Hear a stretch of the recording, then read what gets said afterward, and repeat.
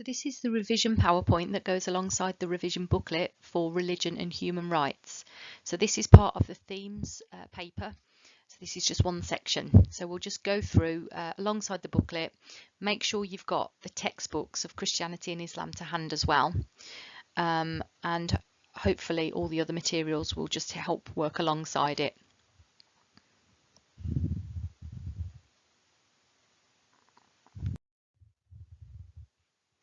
So to begin with then, we're focusing on the idea of social justice. So social justice, it exists when members in society have fair and equal treatment. In some countries, people are denied freedom and the poor are exploited. Those who campaign for social justice want everybody treated more fairly and given equal opportunities, regardless of their race, gender, disability, etc.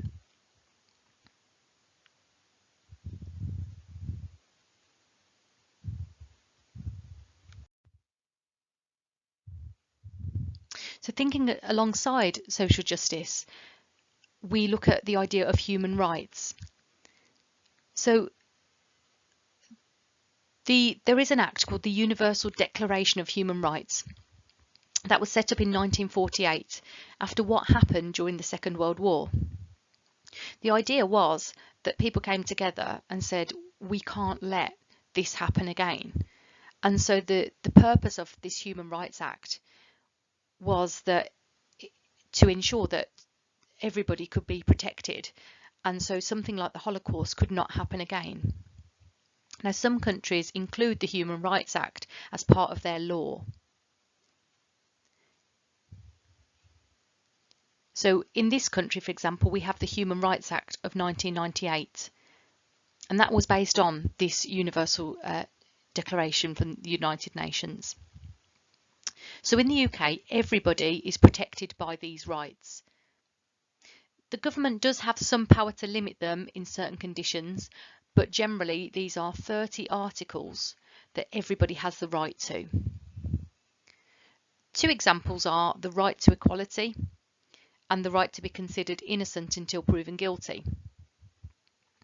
As you can see on the image, you've got all 30 on there. There is a video that goes through the 30 acts. It's not very long, it's definitely worth watching, so have a click on the link and have a look at some other examples. You don't need to remember them all, but definitely it's worth remembering a few of these.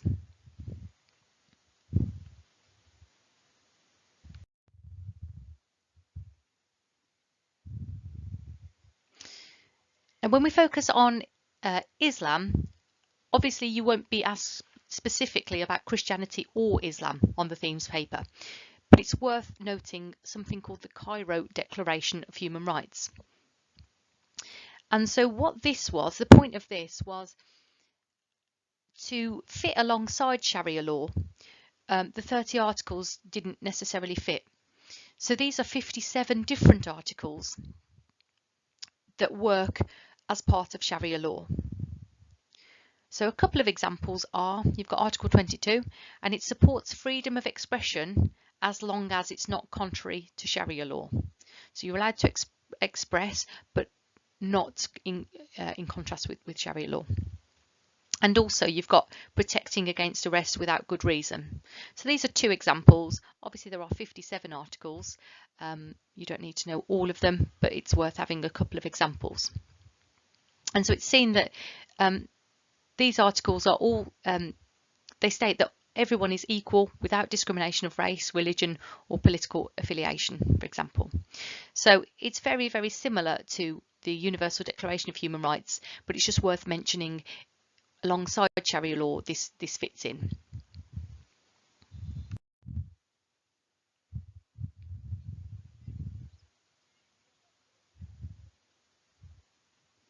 So just before I come on to the responsibilities, in your booklet, there is a question that says, well, what is the purpose of the Human Rights Act? So the point was, it was set up so that nobody went through the events of the Holocaust again. So what the point of it is, it protects everybody from discrimination because it applies to everybody equally. And it also, if followed, it gives everybody freedom, justice and peace. So if we move on then to responsibilities. So human rights, obviously it gives protection to people, but with rights comes responsibility. So an example is, so some of these human rights could cause an issue if they weren't used responsibly. For example, freedom of speech could lead to hatred and offence. So if somebody's free to speak up, they have a responsibility not to give hate speech or not to purposefully cause offence to others. A bit like the idea, if you want to live in a clean society, you're responsible not to drop litter.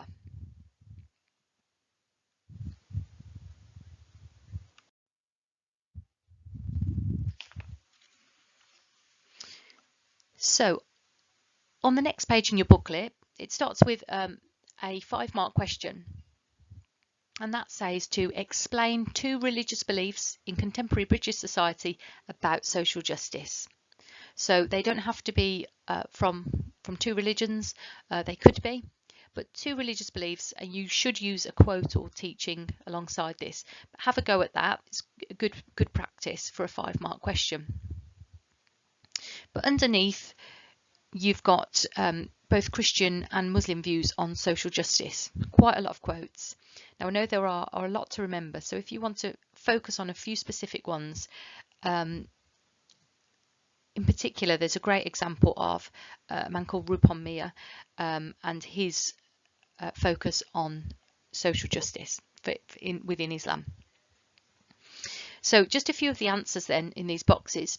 The Bible teaches that God is a God of justice. It says all his ways are just. Now the next quote, so from the prophet Amos, this is something you may remember from the first topic when we looked at the qualities of God within Christianity. And this quote is relevant for justice within that topic and also here. So the prophet Amos told Israel that God was not pleased with how they oppressed the poor. And it says, let justice roll on like a river. Then within the book of James, again, this goes back to the Christian practices topic. And this teaches, Christian beliefs topic, this teaches that faith without works or faith without deeds is dead. A couple of other examples. Different churches run projects to help social justice. So they will go out and help out the community in different ways. One campaigner from history within Christianity for social justice was William Wilberforce, and he campaigned to abolish the slave trade. So that's a good example to use. You've also got a couple of parables from Jesus, ones that should be very, very familiar to you. The parable of the sheep and the goats. It teaches that people should help those who are hungry, thirsty, sick or in prison. And we'll come back onto the to the teachings of that quote a little bit later on. You've also got the parable of the Good Samaritan, which teaches that you should love your neighbour as yourself. You should help anyone that you can. So again, a very similar message to the parable of the sheep and the goats, to help others. Some of these teachings are also from Islam. So most Muslims regard it as their religious and their social duty to work for just or fair causes. And so justice is seen as a responsibility. This is a brilliant example from one of the 5 pillars of Islam is zakah. So 2.5% of your wealth is given to the poor. Any extra voluntary giving is called sadaqah. Again, this goes back to the Islam practices topic, but that's a brilliant example to see how within Islam the pillar of zakah is used to help promote social justice. And some other quotes here then, adhere to justice, for that is closer to awareness of God.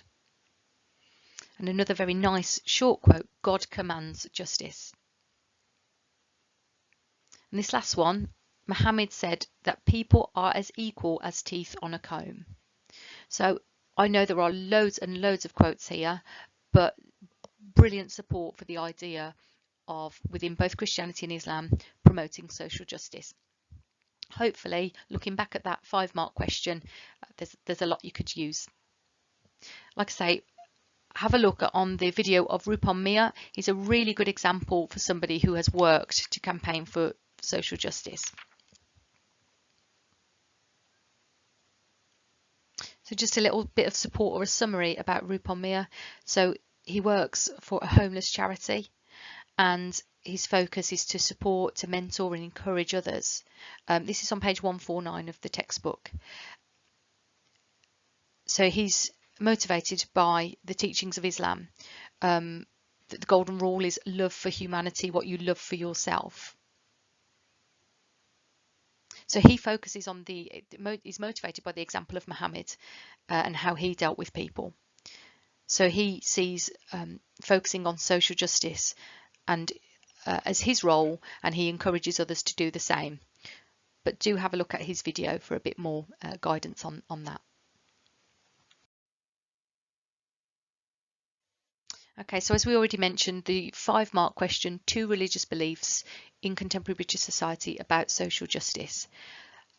So just divide that into 2, make sure you use a religious teaching in there, but there's lots of things that you could use from both the Christianity and Islam textbook to help give you some support on this.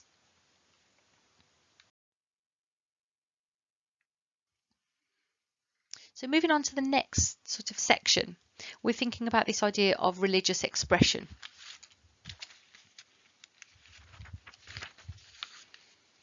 So the Universal Declaration of Human Rights means that people are free to practice their religion in the UK. The Interfaith Network aims to promote good relations between religions as well. So people are free to practice their own religion in the UK, and they're free of discrimination from that. So just a little bit of background then. So Christian beliefs on religious freedom. Historically then, Britain hasn't always been tolerant of different religions. Henry VIII developed the Church of England and he persecuted Catholics. Now in Britain there is a tolerance of all religions. Christians are allowed to worship as they wish and they can preach as long as they don't cause hatred. So there is a freedom of expression of religious belief of Christianity and also a tolerance of other faiths. So Muslim beliefs on religious freedom. So in Britain, Muslims are also allowed to worship as they wish. They're able to build mosques and they can wear the burqa in the UK. However, there are some countries where this religious freedom doesn't exist. So if you look at the burqa, for example, there's conflict in France on the wearing of that. Some Muslim countries have blasphemy laws. So, for example, Saudi Arabia, there was no tolerance of faiths other than Islam.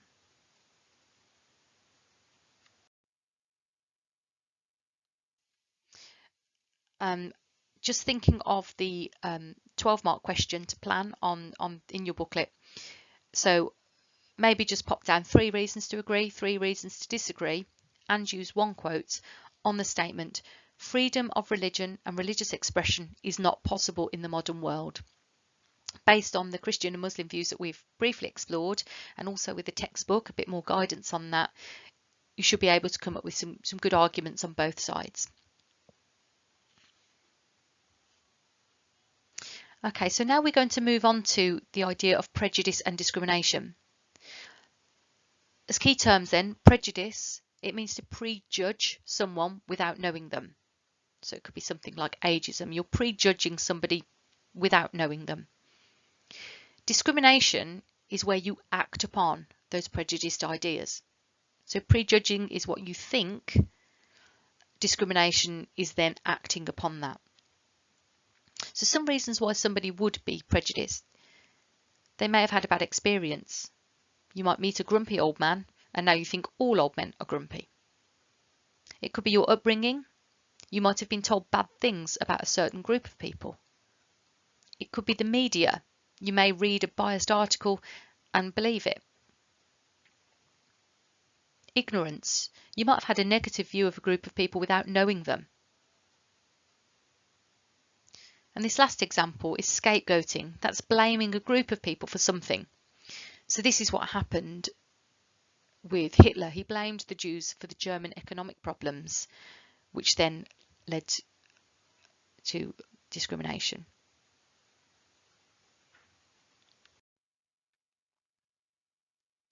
The term positive discrimination. So this is used to promote opportunities for minority groups so that society is better represented. For example, the police force might advertise for black, Asian or gay officers so that society is represented within the police force, for example.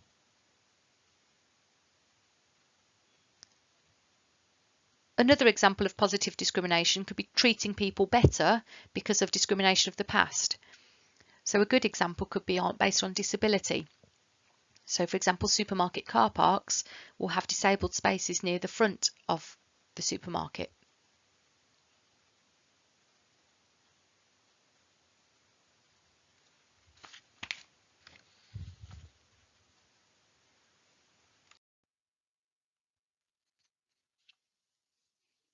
So a bit on the law on prejudice and discrimination. The term REDS helps us to remember some of that, but the key thing here is the Equality Act of 2010. Now the Equality Act encompasses all of these other ones. So you've firstly got the Race Relations Act, the Disability Discrimination Act and the Sex Discrimination Act. But do focus on the Equality Act of 2010 because it does encompass all of those. So that's your focus.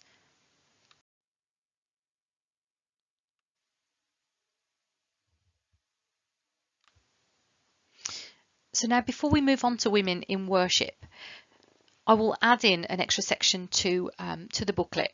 So we have got a list of Christian teachings and Muslim teachings on a range of examples of discrimination. What I will add in is a little bit of space to make a note from the textbooks. For example, the Christianity book. There are a few pages. So from page 162 to 167, there are examples of different types of discrimination. So we've got gender prejudice and discrimination, sexuality. We come on to freedom of religion, but we've already explored that, so we don't need to focus so much on that. But then disability and racism. So there's quite a lot of examples just to make a note of each. So in the booklet, we've got this list of Christian and Muslim teachings on that can be applied to different examples of discrimination. So when we think about sexism, homosexuality, disability discrimination and racism, some of these quotes will actually apply to all of them, and some are more specific. For example, there is neither Jew nor Gentile, slave nor free, male nor female, all are one in Christ.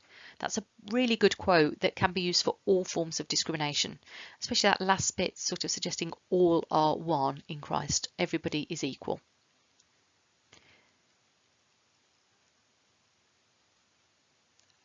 So all are equal, for God does not show favoritism.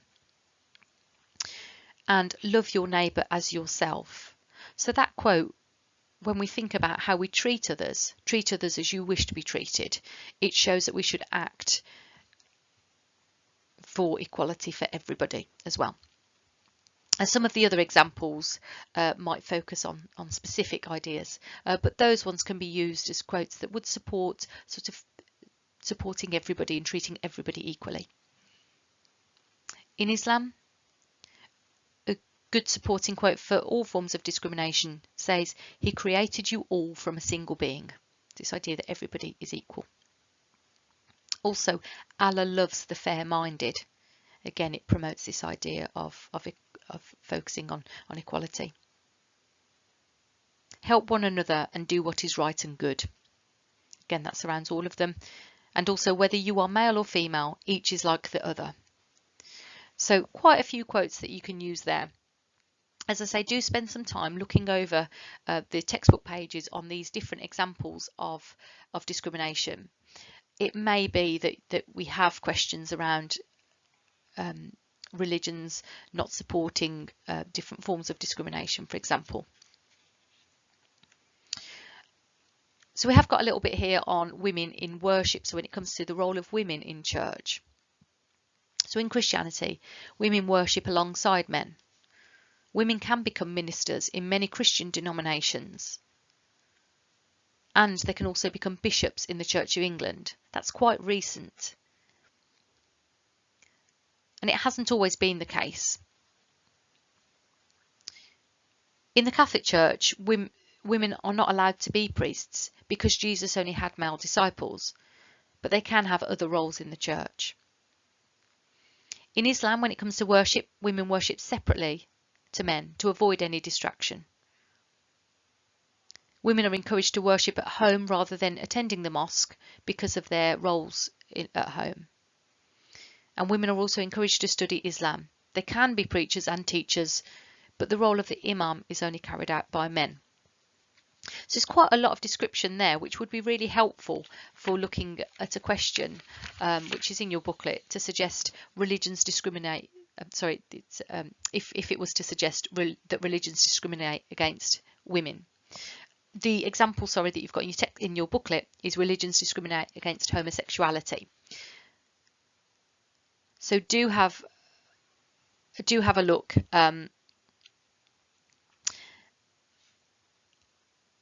Have a look over the arguments on homosexuality within the book. Now, this is something we did cover in the relationships topic, but do have a look in the textbook and do make some notes on that.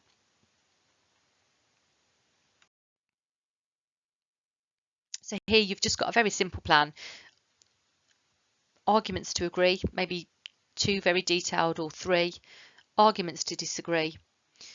A box just to remind you to include a religious teaching and link it back to that question. It may be that you do that previously in the agree or disagree, but it's there just to remind you to make sure you've got a religious teaching that you can link to either side of the argument, and then a space for conclusion. So use that box and just have a practice with that 12-mark question. So a great example that you could focus on for somebody who has worked to overcome prejudice and discrimination is Martin Luther King. So you've got a video clip. I know you've got prior knowledge on him and what he did, but talk about what he did to overcome prejudice and discrimination. It's a really good example. So you wouldn't be asked about anyone from a specific religion, but as we know, Martin Luther King had a Christian belief, and he used the idea of non-violence in order to protest in the way that he did. So do have a look. There is an example of him in the textbook as well. Just find the right page. So that is on page 167, but have a look at the video clip as well. And it's definitely worth having a good summary, because you could well be asked about somebody who has, or be able to put it into one of your answers, someone who has fought against discrimination.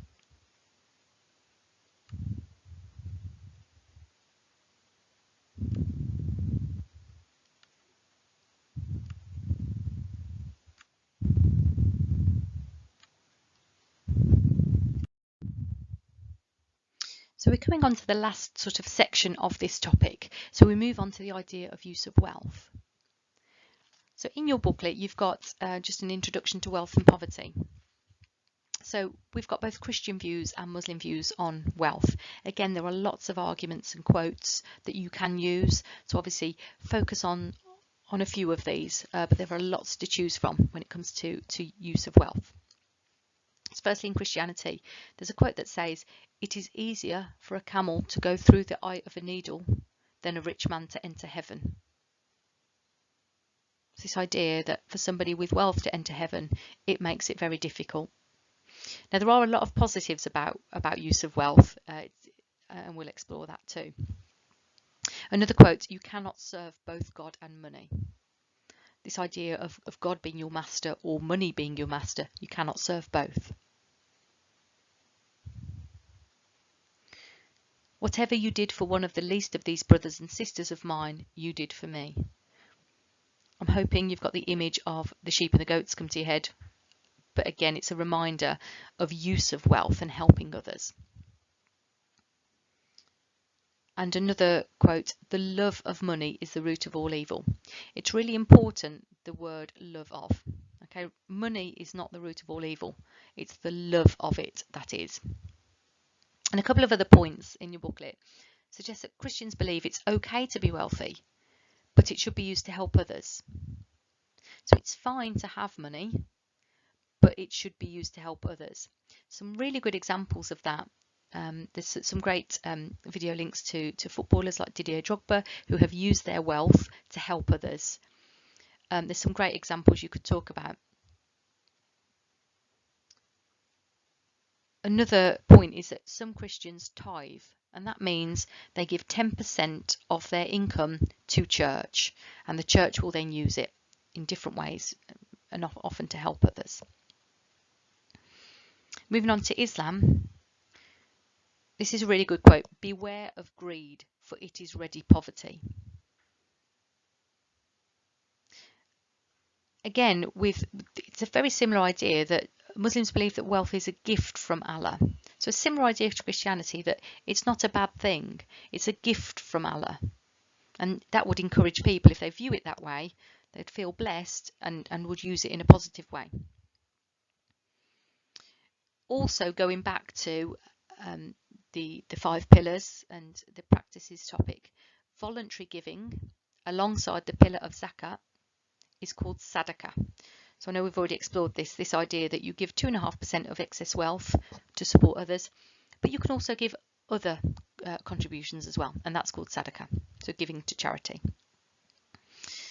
Quite a good point here is that in Shia Islam, a 20% tax is paid called khums, and that is used again to support others.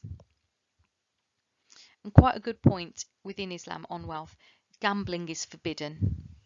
If you win money on the lottery, you cannot then donate it. So a donation from it to a mosque would be refused. There is an example in the Islam textbook on a case when that did happen. Just find the right page.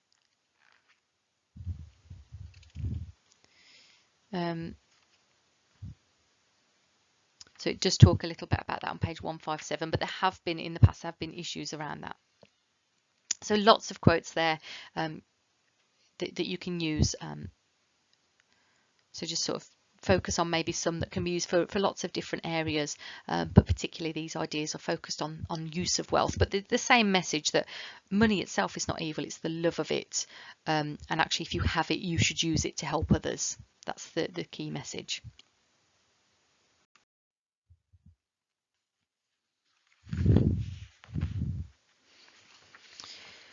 So a couple of things then on poverty.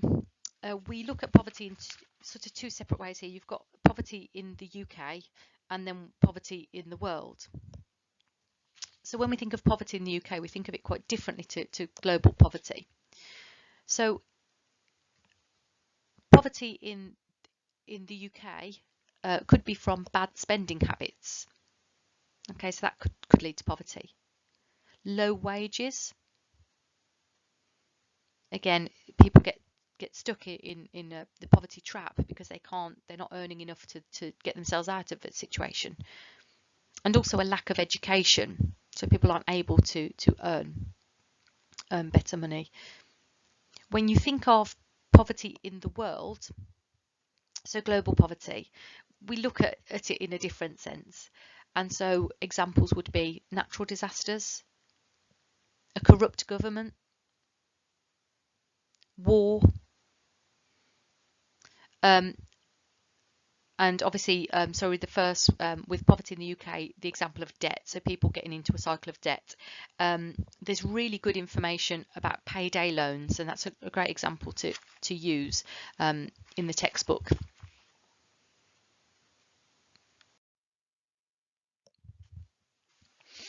So again, a little bit more on payday loans. So these are how examples of how people are exploited. So some examples then, you firstly got unfair pay. So we know about some clothing companies, factories in Bangladesh, for example, where people are mistreated. They're paid very, very low wages, long working hours. It's very unfair. They've got low wages. The working conditions are unsafe, as we've seen before with sort of fires in factories across the world because of they're not safe. And there's no job security. So one way that people are exploited is through unfair pay. Another way that people are exploited is excessive interest on payday loans.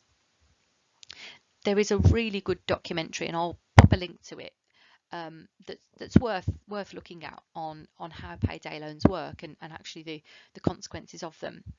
There aren't so many adverts for these anymore, but previously the adverts we see for payday loans make it look really, really easy to borrow quick money. At the bottom of these adverts, they often have the write-up to show they can charge around 4,000% interest. Now, if you don't look at that, and at the time you don't realise, the interest people end up owing is massive. And so sometimes people then get another payday loan to help pay off the first one, and it spirals. So these are aimed at people who are in desperate need of quick money and who are generally unable to pay it back on time. And so they then have to pay huge amounts back because they haven't paid it quickly. With a small amount of interest, they then will pay a huge amount back. And it could be a very small amount they borrowed in the first place. So that's another way that the poor are exploited. Another example is people trafficking. Criminals profit from controlling and exploiting others. So people will often pay to get smuggled into developed countries. But they may then be kept as domestic slaves. They could be told, if you go to this country, if you go to the UK, they might be promised a good job. When they arrive, it may be that they're kept as domestic slaves. They might work in very poor conditions, or they could be used for prostitution. Again, I'll find a good video link to this issue that shows people that have gone through this. So this is your focus. If you were asked a question around how the poor are exploited, these are your focuses. And just the last couple of areas, we've got types of aid, and this is where thinking about helping people in other countries. And this is something that I know that's been explored before and ties in with maybe other subjects. So there are two types of aid that are given to countries that are in need. The first is emergency aid. This is when there's been a natural disaster, aid is given. So that will include emergency medical care, shelter, food and water. The second type of aid is long-term aid, which is given to help support people over a longer period of time. And that would include development of employment and healthcare, education, tools and skills training. So long-term aid which will gradually help people. So you've got the emergency and long-term.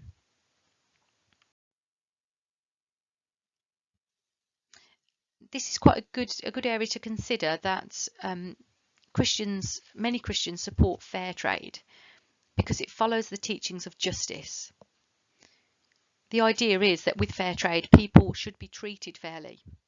It ensures that farmers and workers receive a fair wage and have rights. And reasons why Christians support fair trade then, it shows stewardship because it looks after the world and looks after people. And it follows Jesus' teachings on compassion by loving your neighbour as yourself. And so obviously everything we've learned about justice and equality, fair trade will support. So that's a really good example to focus on. So I'm aware that there's a few areas that maybe we've gone through very quick here. So just make sure that you are able to complete those sample questions, the different examples of discrimination you're able to explore, and just obviously use the textbooks to help you. Thank you.